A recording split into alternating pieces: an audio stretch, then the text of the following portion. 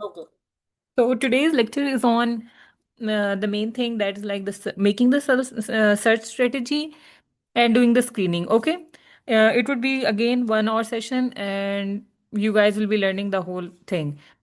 The important thing about screening process and making the search strategy is it's not difficult. It's really easy. Sometimes even the people who are doing a systematic review and meta-analysis, they assign this task to the people who are like literally people who are like beginners in systematic review and meta-analysis. They are being assigned this task. But the most important thing about learning this thing and knowing how to carry it on properly is if you don't do a screening properly, and if you miss out on any important article while during the screening process, your whole quality or the systematic review is compromised. Okay.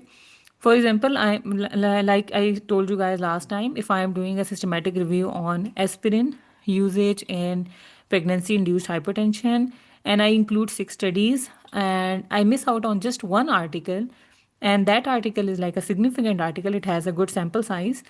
So when the editor would just give a quick check, like have he has he included all the articles or not, and if they find out, mostly don't check that much, but still, if you are going for really high impact factor journals, they do check. So if they check and they find out that you have not included one major RCT in your systematic review, that would affect your publication process. Okay, it might even get rejected as a whole if you're not careful in including the studies properly. Okay, so while doing the screening thing, even I will tell you guys later on, you have to remain on the safe side. You have to keep yourself more on the open side, that we don't miss out on any important article.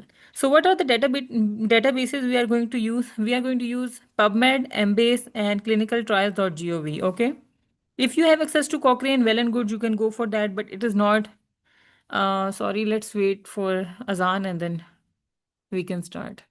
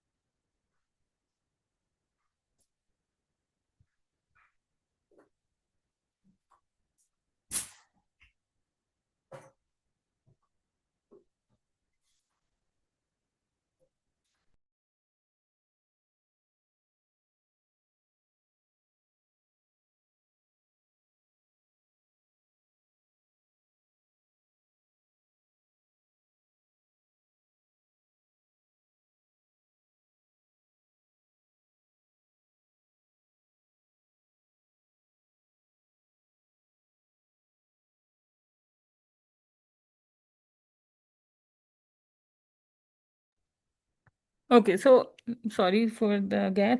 Okay, so what we would be doing, we would be going through PubMed, Embase, and clinicaltrials.gov. Okay, I will be showing you guys how to screen through PubMed and clinicaltrials.gov.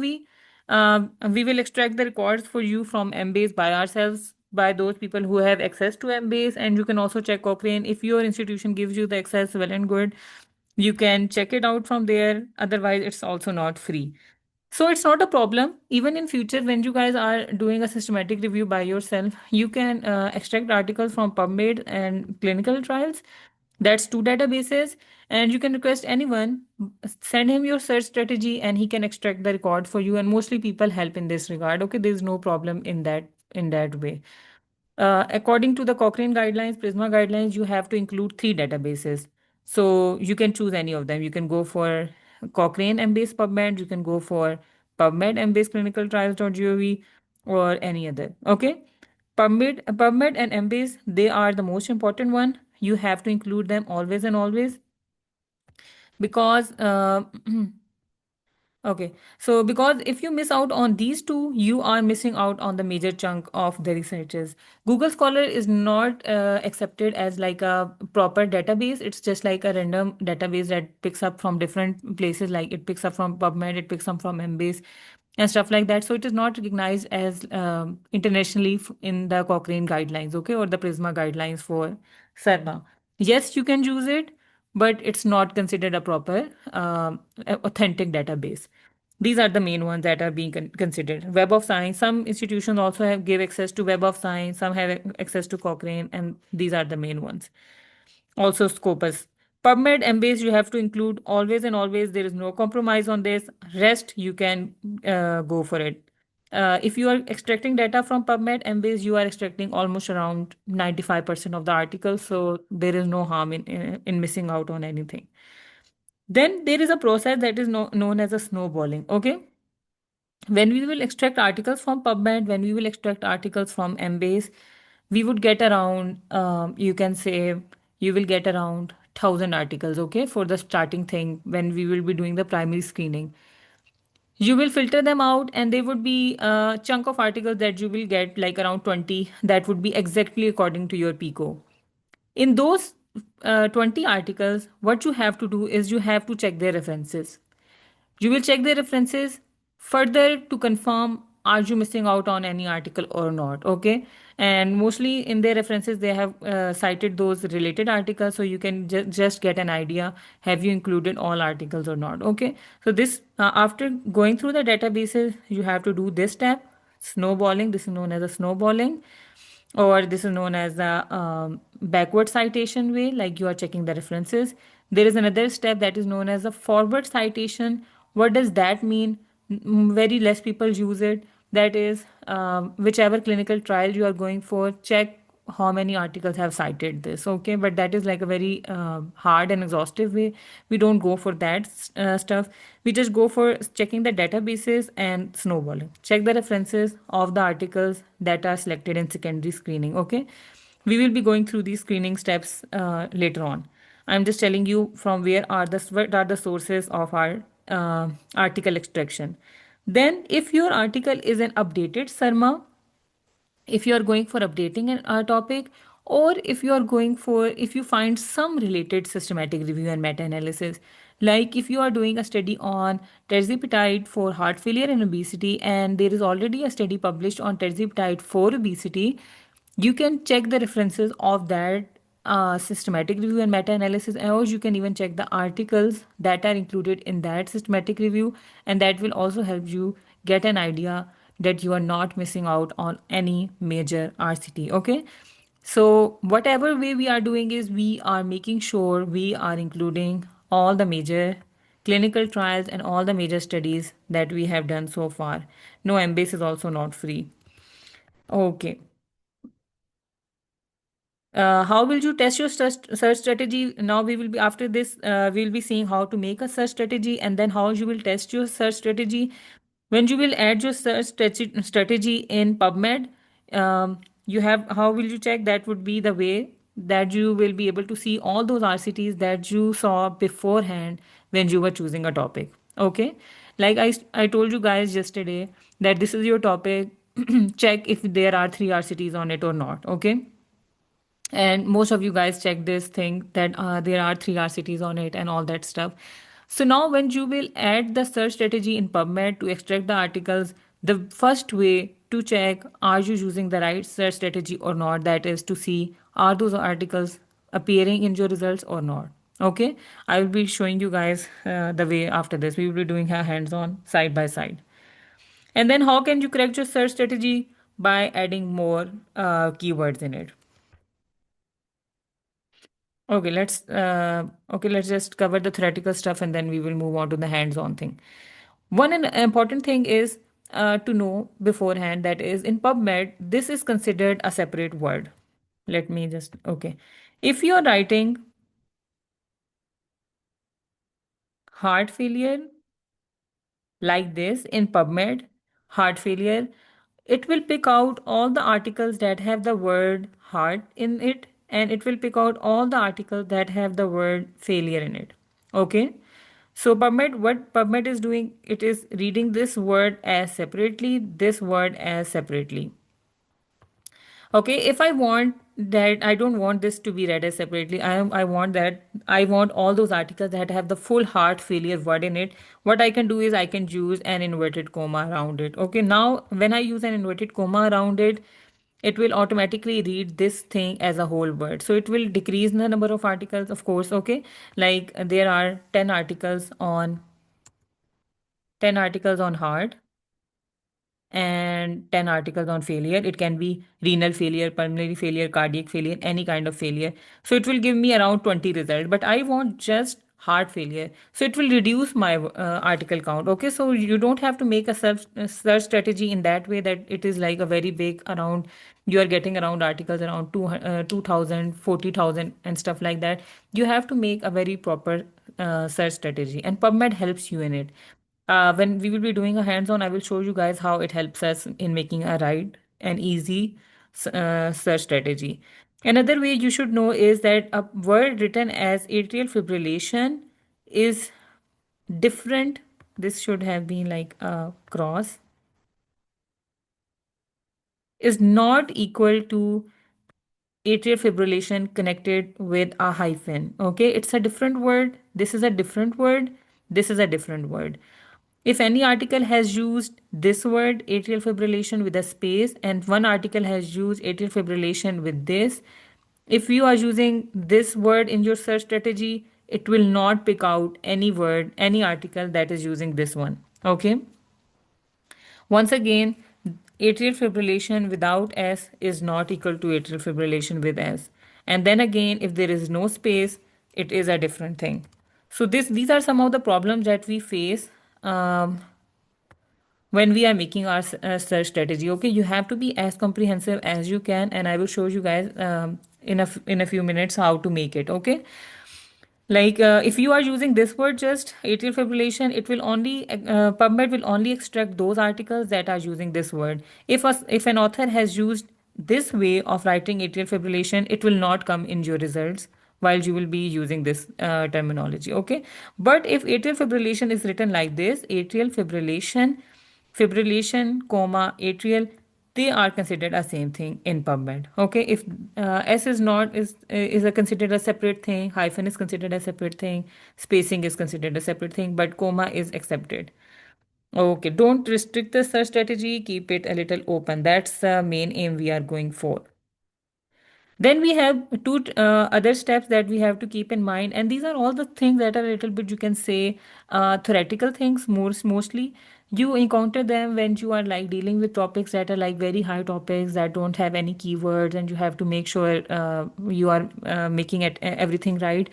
But now PubMed helps us a lot in this whole stuff. Okay, and it's not that much of a difficult thing, but you should know the theoretical basis of everything. So if there is a term in your article that is like arrhythmia, okay, a person who is doing an RCT on arrhythmias, he can use the word arrhythmia, he can use the word arrhythmias, he can use the word arrhythmic, he can use the word arrhythmogenic. Okay, so in order to make our search strategy as comprehensive as we can, what we go for, we add the word arrhythm and then add a asterisk at the end. Okay, so we are giving PubMed a command that include all those words that have the trunk as a rhythm. This is known as a truncation. You are just using the trunk of that word. Okay, so sometimes it happens like if you are going for a word like you can say mm, any other disease, like you can have it.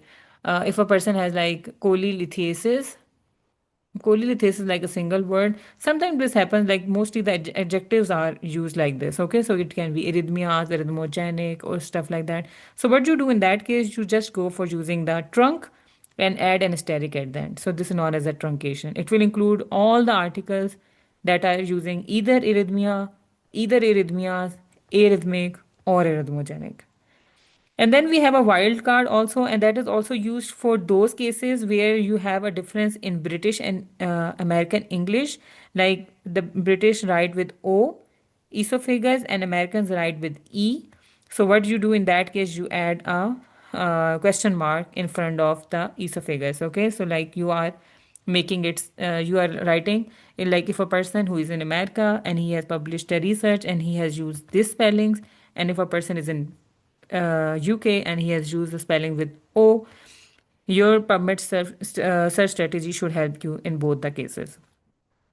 Okay, so now let's start the process, how we will be doing making the search strategy. Okay, so I have shared with you guys in your groups your topics and your search strategy also.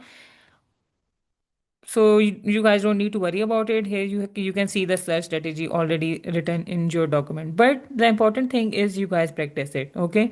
Uh, you can of course you can take help from it and you can use this search strategy as a whole, but that would hamper your practice. So you all have to do a practice of the results, and you have to check are you getting the same results or not for future purposes. Okay. So let's start it.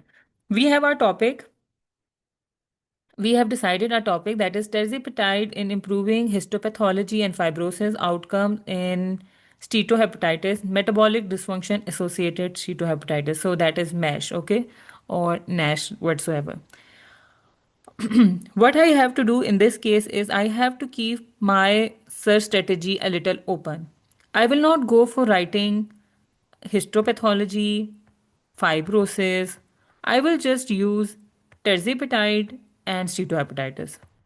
Just the population, just the intervention. If I was comparing it with another drug, of course, I would have added the control too. But right now, I will keep my search strategy open and I will only include terzepatide and steatohepatitis. Okay, population and intervention, not the control, not the outcome. We are not using them. And here you can even see it. We have added in the tables for you guys, not using search strategy. Okay. So what you will do is you will come on mesh keywords.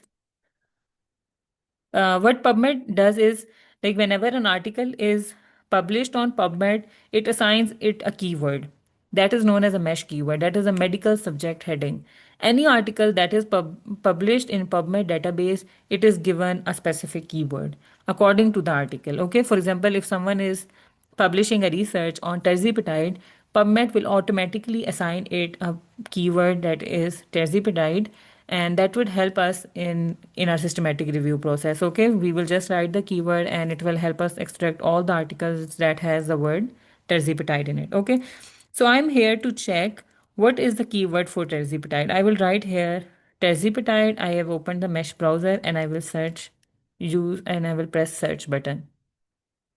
So terzepatide is a proper keyword in mesh library. Okay, and this is the ID of it, mesh unique ID. What other terms? It's saying that some other terms that are being used are these. Okay, so how you will make a table? This is known as a PCOS table. You have to make it for whenever you are doing a systematic review by yourself. Let us open up another document. Let me make up the table. Okay, so here we have, you can do like this. Write the title here. Merge the cells. Write your title here. Title, this is like terzepatide for steatohepatitis. Okay, we are just keeping it as like that. Steatohepatitis. And here add, you can add population. Then next one, intervention. Then control. Then outcome. So now we will add a population. We will add here terzepatide. No, steatohepatitis. What about intervention? That is terzepatide. Okay. In the second one, you have to write what is the mesh keyword for this. Okay, we have seen the mesh keyword for terzepatide is terzepatide. It's nothing more. And what are the entry terms? Best would have been if I make a separate column for this thing. Let me add a separate column.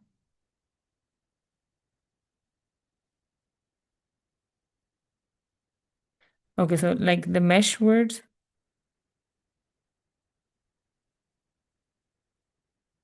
entry terms. Now add the entry terms in there here. Okay, we can copy the entry terms from here.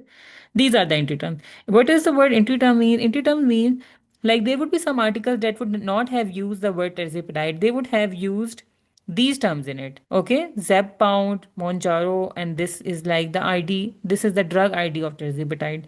So, in order to keep our search strategy as open as we can, we will be including these entry terms also. And PubMed is saying that I am accepting these terms also. Okay, I'm expecting these entry terms. Okay, now let's check what about steatohepatitis. What is the mesh keyword for it? Let us check that steatohepatitis. Okay.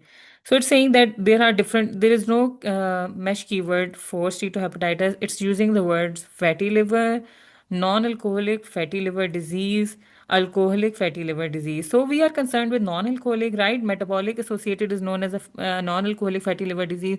Or I can keep my search strategy a little open and I can go for just fatty liver. And during the screening process, I will exclude all those studies that are concerned with alcohol. Why am I going for this approach? That is just because I want to keep my search strategy as comprehensive as I can, because you can also see here that this term was introduced in 2014. So all those articles before 2014 were using the word fatty liver. Okay, they were assigned this keyword. They were assigned this ID. So it can be a case if I use just this keyword, I will miss out on those articles that were before 2014. Okay, so I will go for using a comprehensive term, that's the fatty liver. And during the screening process, I will exclude those articles that are having alcohol in it. So what I will do is I will write here that my mesh keyword is fatty liver. Making this PCOS is important because while you will be submitting your articles, you have to submit this also, okay? What search strategy you used and what were the key terms you used and all that stuff. And what are the entry terms? These are the entry terms. So we will be adding it here. We are going for no control. You guys can use a search strategy that is there in your groups, but you have to go for making a proper search strategy by yourself also. Okay, so we have gone for, in here we have used the word terzipatide, or these are the key terms, entry terms also being used, and also they have used metabolic syndrome, liver cirrhosis, they have also gone for that. Up to you, you are not concerned with that thing, or you are just concerned with the fatty liver. We are just concerned with the steatohepatitis. Okay, let's see what is the recent activity. Okay, that was it. That was a fatty liver. Okay. One another way to keep sure that you are using the right thing, that is the use of AI. You can search on it that I'm using a Sarma on this topic. What is the mesh keyword should I go for? So that is like double checking. Don't rely on AI, but you can use AI to double check, to counter check, are you using the right approach or not? Okay. Like what have they done here? This search strategy I got made by a person who is like an expert in sarmas, and he what has he done here? He has kept it as comprehensive as he can. He has used the word mash, he has used the word nash, he has used liver cirrhosis, metabolic syndrome, although we don't need all this stuff, but still. And also for terzipatide he has also included mm, gastric inhibitory polypeptide receptor and glucagon like peptide, because they are also at some terms of terzipatide. Okay, and how he got the idea of this? He used an AI software, and he realized that yes, we should also be including these terms. So that's a good approach, no harm in it. And we are having PubMed results 112, so that's all good. We can go for screening these terminologies. Okay, so now we have made this table. And I have made this table. Okay, one way I can do is, okay, let's start making the search strategy. I will open PubMed. I will go in advanced search, and now I will add my terms here. You have made your PCOS table, and this is all fine. We have included for steatohepatitis, we have included fatty liver, and for terzipatide, we have included the word terzipatide. Just let me have an idea. Terzipatide was introduced when this terminology was used. When was it used? Okay, so terzepatide, yes, you can see here that it was introduced. This terminology was introduced in 2024. So all those articles before 2024 were not using this word. That's why they have gone for glucagon-like peptide receptor agonist. They have used this keyword also.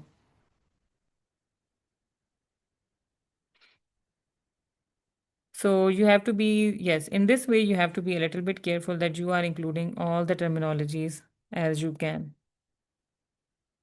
so that you don't miss out. And the way is, as I told you, that is to just do a quick check on AI that are you using the right words or not. Okay, so let us start it. Okay, so we have gone for making our. This is the way you will now be making your search strategy. In PCOS, what you do is, let me cross it and